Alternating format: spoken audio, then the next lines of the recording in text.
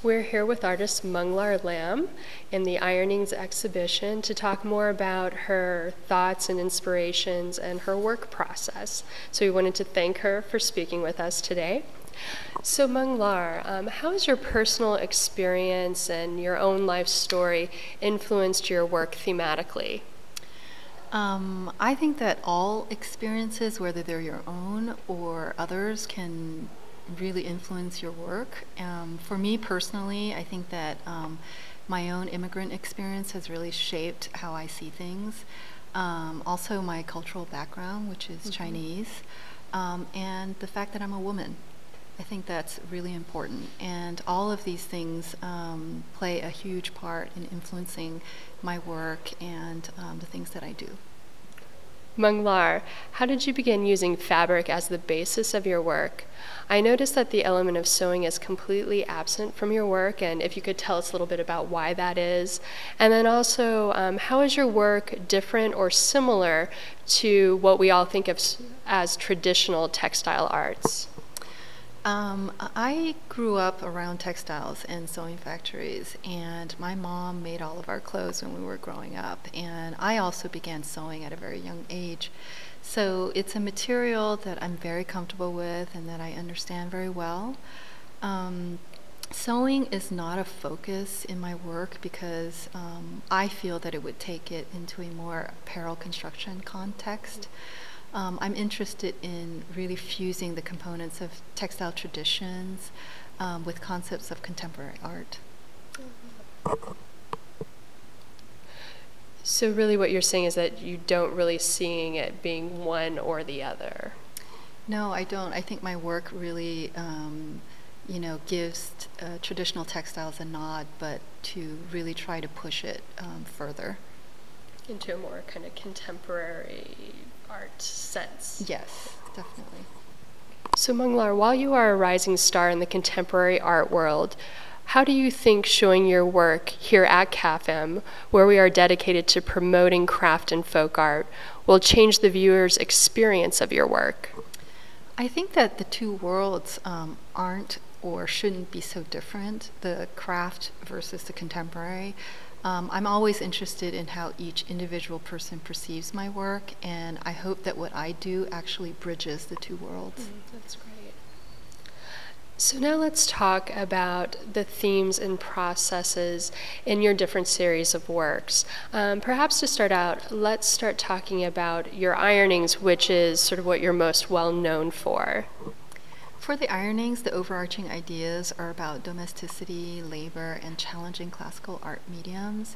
The ironings themselves is a process of impermanent mark making. It, for me, merges the disciplines of drawing, painting, sculpture, and architecture. It also highlights the concepts of temporality, and it's the main reason why I come back during the course of the show and re-iron part of the exhibition. And for this particular show, I'll be coming back 2 times to reconfigure and re-iron the installation.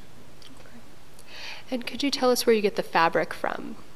The fabrics that I use are actually from a small local dye house who has recently or has since closed down.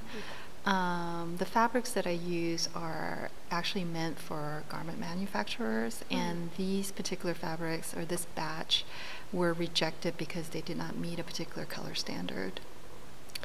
Mung Lar, could you also tell us about how you've come to name the ironings and the different series of works that you create, kind of this lexicon that you've developed?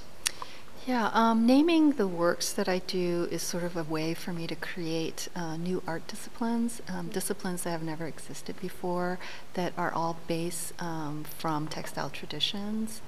So by naming these new disciplines, I wanted to really take the medium of textiles out of its sort of marginalized place and reposition it into a contemporary art context. In your new series of works, the needle markings and the chalkings, which I believe this is the first public viewing of these works, can you tell us about how these series have come about? Yes, these are brand new works that I created this year.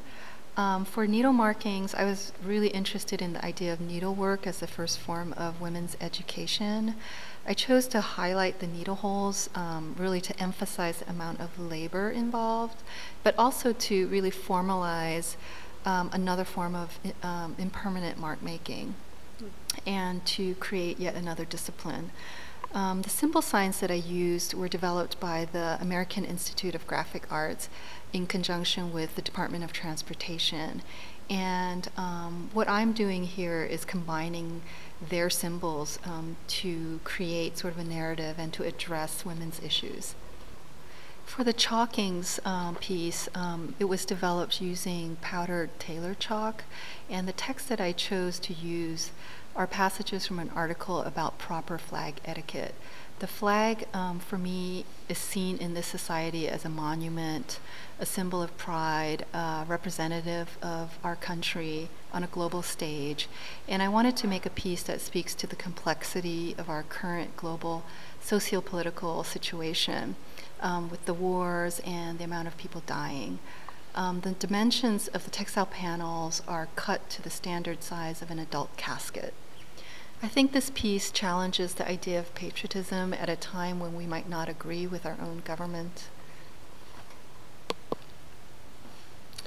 Okay, and we also have the stacked ironings here in the center of the gallery space. If you could tell us some about that. The stacked ironings utilizes the same reclaimed fabric that I spoke about earlier. But additionally, I also mixed in parts and pieces of Army surplus garments and blankets. If you look closely, you'll see garment detailing such as sleeves, seams, pockets, buttons, etc. For this particular piece, I researched topographical terrain maps and geological folds, and I was really interested in investigating the topography of the oil fields in Saudi Arabia, and in particular the largest and most prolific one, which produces about 50 million barrels of oil a day. And what actually inspired you to look at the topographical maps to begin with? Initially, when I started this piece, I had decided to make a landscape. And I think the idea of landscapes, the environment, right now is a hot issue. As I was looking at different terrains and different topographical maps, really was interested more in looking at areas that were very relevant to our current situation. And so I started to research oil fields and the maps that came from Saudi Arabia. And I came across, in my research, data about all of the oil fields in Saudi Arabia, and in particular, this very, very large, the largest one in the world. And this is what inspired this particular piece. And even though your work is very visually sort of straightforward, it's very subtle, very minimal, your work does seem to convey several layers of social, cultural, and personal meaning. You seem to explore very difficult issues through a process and materials that are very familiar to us and perhaps even very comfortable for all of us. Can you explain that sort of dichotomy that lives within your work? I think that you can never underestimate the power and complexity of something that seems on the surface to be very simple. I think that my work is very loaded with layers of meaning, whether it's about formalism or feminism or social and political protest. I believe that it's up to the viewer to choose what they want to get from it and get out of it. Very often my work is initially overlooked for its simplicity and minimalism, but I would invite the viewer to really take a second look. And I'm sure they will. Well, Mung Lar, we would really like to thank you for taking the time to be so thoughtful in your answers to these questions and for helping all of our viewers get a better understanding about your work. I want to thank you. Thank you to everyone at CAFM, and thank you for CAFM for giving me my first museum show. It's been a pleasure working with all of you. Well, pleasure likewise as well.